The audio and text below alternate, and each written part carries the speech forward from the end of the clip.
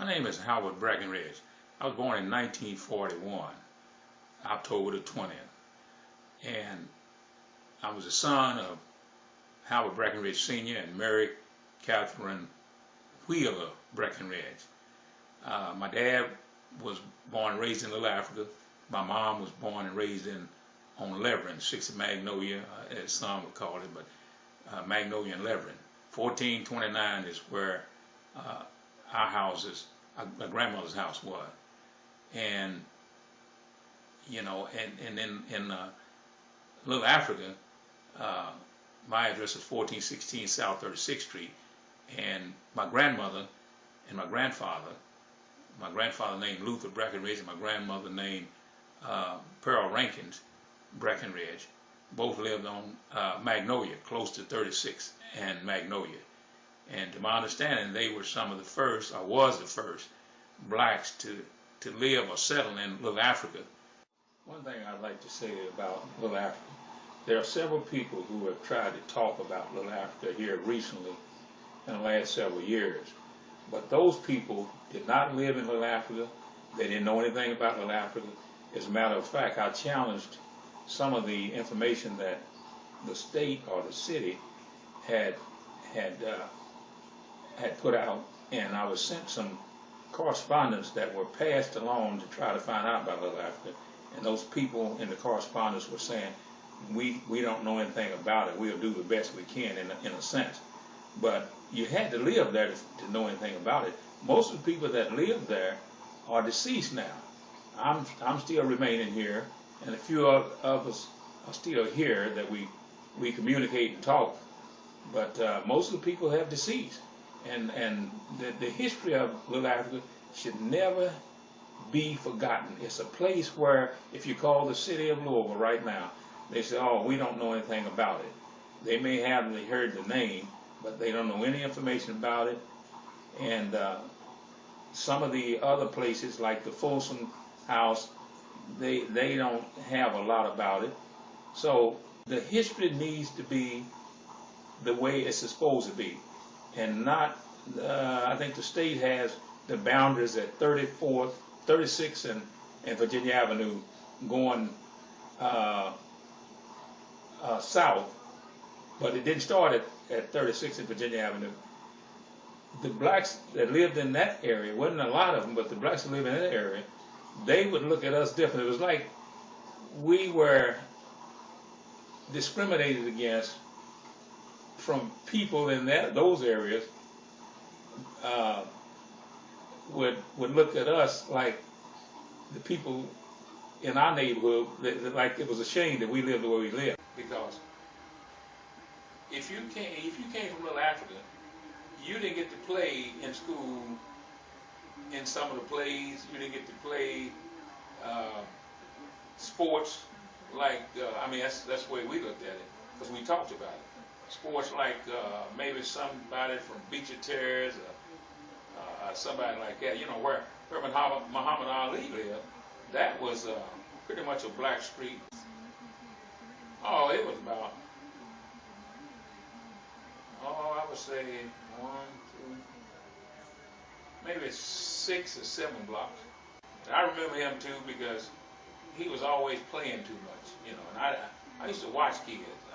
Kid played too much. I want to be hitting on you all the time. I didn't want to be around him too much because he was always doing that same crazy stuff too back then. But I never known him to be involved in any sports. Never, even through, as we went all the way through elementary school, you know. They tried to claim back then, and you know, as you grow older, you really analyze it. They tried to claim we were like Africans. We ate people, and well, quite naturally, we had hogs, we had horses, we had cows, we had gardens, and we had all those things. I remember Mr. Toran, who lived at the bottom of Kirby. He had horses and horse and wagon, and he would pick up different rags and different things. Mr. Purvis, who lived at 37th and Southwick, he had horse and wagon. He would sell fruits and vegetables in the neighborhood. And Mr. Nathan Barber, he was so-called rag man, and he would come through there and pick up rags or glass, and back during that time, people, they saved glass in containers, so when they came around, they could pick it up. They saved rags for the rag man. So, you know, that was the way it was back then. And we had the Iceman back during that time. There was one other Iceman, I was told, and I have his name, but the Iceman that I remember when I was growing up was Mr. Irvin Scott. As a matter of fact, I still have his ice prongs. I got those because my dad bought his truck, I think, when Mr. Irvin passed away. And so anyway, Mr. Irvin used to come around, and you had a square card that would have like 50 cents at the top, $1 on one side, $2 on one side, and maybe $1.50 on one side. And whatever piece of ice that you wanted, if you wanted a 50 cents piece, you turn that card to where it says 50 cents. And when he came around, he would give you, he would put that 50 cents piece there. That was one way we kept things cool. And we didn't have air conditioners back then. A lot of people had outside toilets, and people took baths and things in a number 2 tub. They had wells, and they had the pump where you could pump your water to get drinking water. And we never had an outside toilet, but the toilet that we did have was inside the house, but the waste was running through a pipe that went out into a hole in the backyard. But the hole was kind of covered up, and I remember when that hole got covered up and it caved in, that we just threw our waste in that hole, and I was the one who had to empty the waste in a bucket. We didn't have sewers, so you know, water seeks its own level. So what people would do, they would take one of those 55-gallon drums and have both ends cut out and dig a hole and put it down in the ground, and then cover over it where you could walk right to your house. You walk right over the dirt and walk right up your house, because we didn't have sidewalks either. And we never did have sidewalks. I don't remember ever having a sidewalk. I know from 34th and Magnolia, going back to the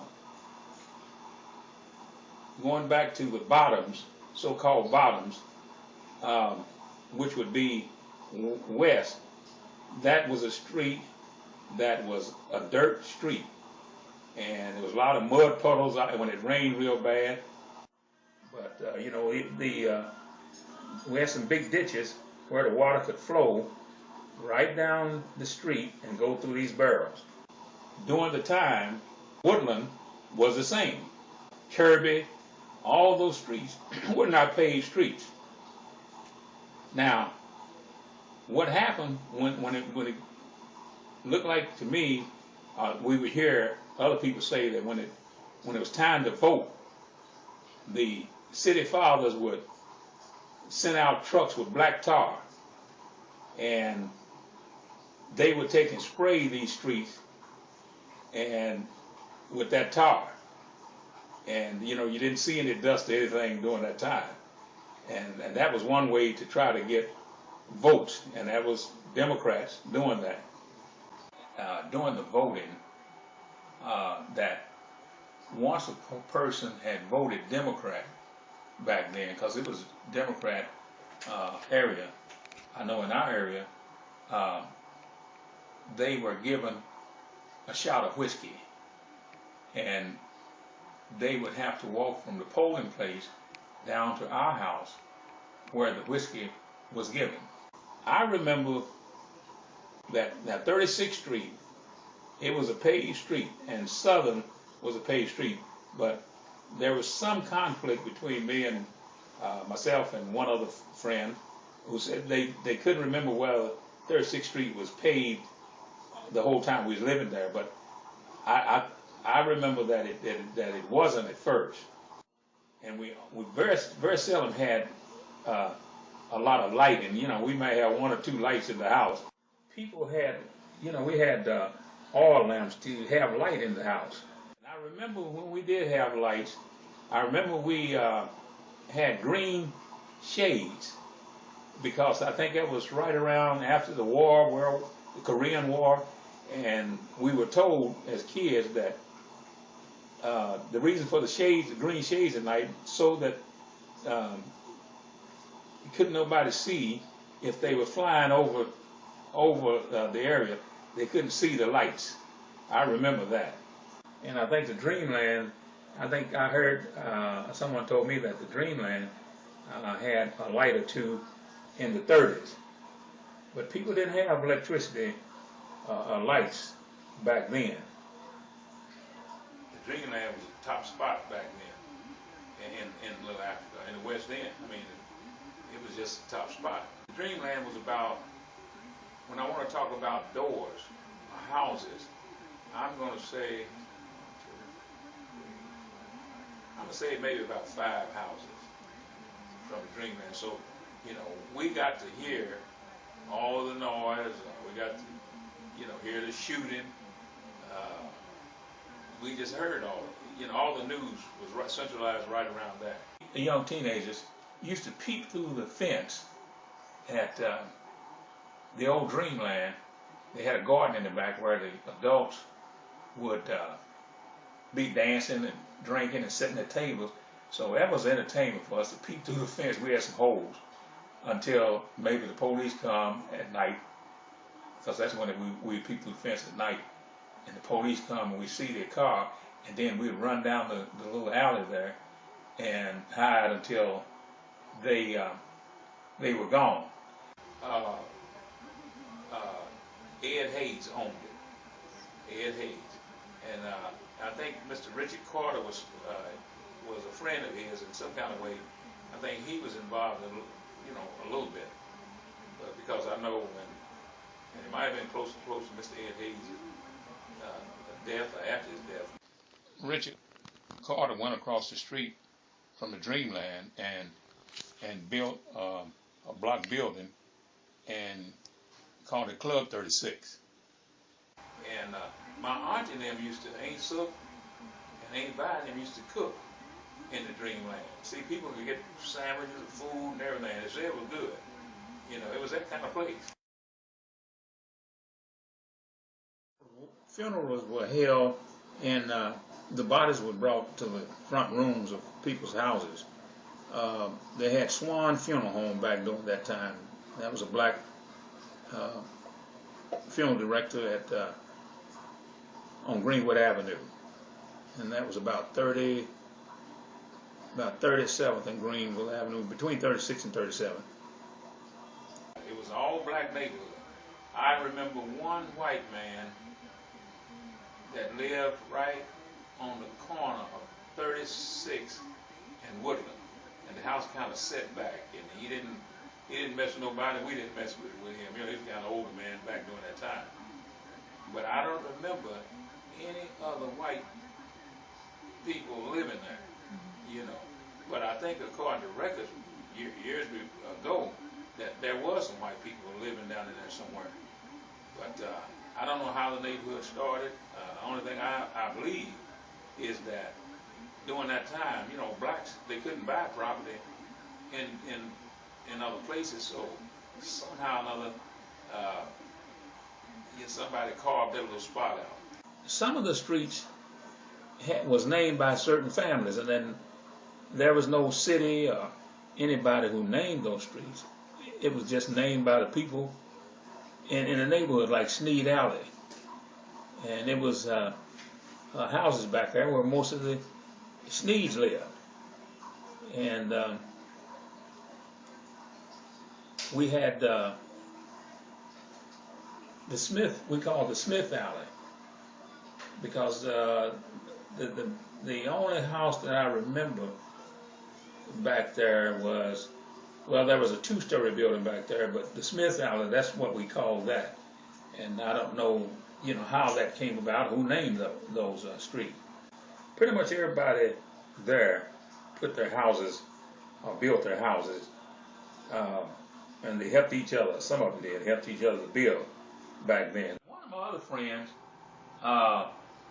called Blinky, I remember when they moved to Louisville, I think from Alabama or somewhere like that, that they moved and stayed in a tent until they could get on their feet.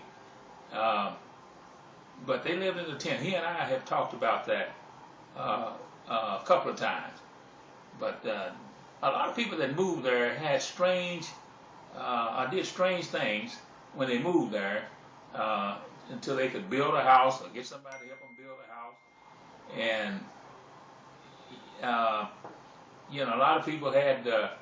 There was old lumber yard, a lumber company up on Beach Street that used to come down there and bring wood.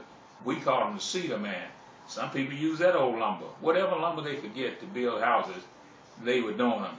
And some of these guys that were working, they would bring they would bring different things home, construction product, off the job and patch up their houses or whatever. I remember some of the houses, even although they had the walls that were built, had dirt floors on them until they could eventually get the money to pour concrete in there. Yeah, a few of those houses had dirt floors in them. They would sweep them just as clean and be slick as if you had some tile on the floor. We could keep our doors unlocked, and we just went on the way. Nobody broke in the houses like they do today. It wasn't any drugs like there is today. We didn't have that. People kept their yards up pretty good, the best they could, and they tried to fix up their houses, but the banks would not loan them money in that area because of where it was, and it was black. And I really didn't understand a lot of that until I became a banker at the Bank of Louisville, and I found out that that area was redlined, and I didn't know what red line was until I went to the bank and learned. Because they used to have meetings at Cunningham Church at 34th and Southern, and I remember Mama and them going over there a few times, you know. But see, what happened down there is when they bought the houses, they give them a little money. Well, those black people, they didn't know that the houses they were going to have to buy was white people's houses, and they were going to up the prices. So when they moved in, they couldn't afford those payments. A lot of people died. A lot of people lost their houses because they didn't have enough money. You know, if it was even swap, where they could take the money and buy another house and had to pay for it. Because, see, their property was paid for. It would have been okay. But he was saying that, I heard this one time, that they were going to take the property, build houses, and give the people the options to come back and live in those houses. But they never done that. They lied to the people. Of course, they